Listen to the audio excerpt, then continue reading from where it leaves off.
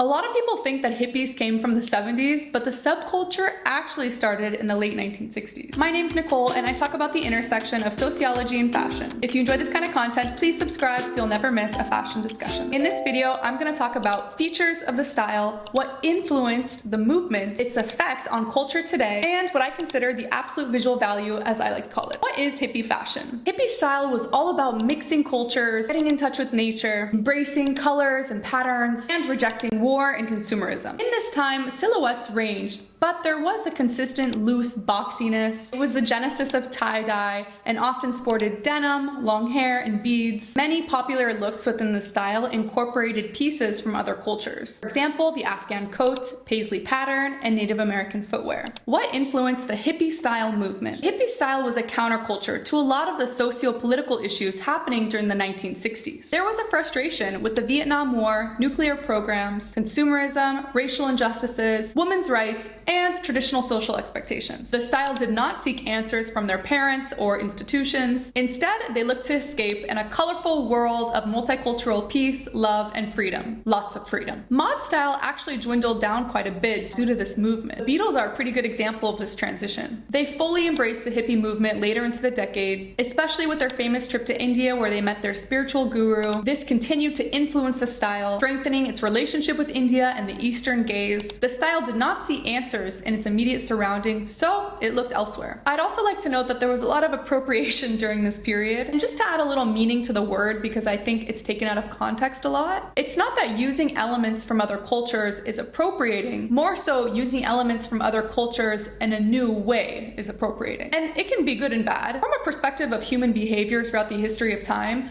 appropriation is a really normal thing. Where it becomes harmful is when it's something that's sacred or treasured in a culture is taken out and misused in a completely different way, often one that's very separate to its original meaning. For example, with Native American headwear. What effects does hippie style have on culture today? The social movements hippie style stood for continue to be discussed. Certainly, we see many elements referenced and repurposed. We can even say people appropriate hippie fashion. Think about how variations of tie-dye seem to come up every few seasons. We see style pieces and silhouettes referenced in runway shows still today, like in Gucci Resort 2019. There's also a huge influence on festivals. Think Coachella, Burning Man. However, it's sort of a costume thing, right? We're not really seeing that exact look back into style. Why is that? Context changes, and the more you learn about sociology and the intersection of fashion, the more you'll understand these contexts. So if you like this, please subscribe now.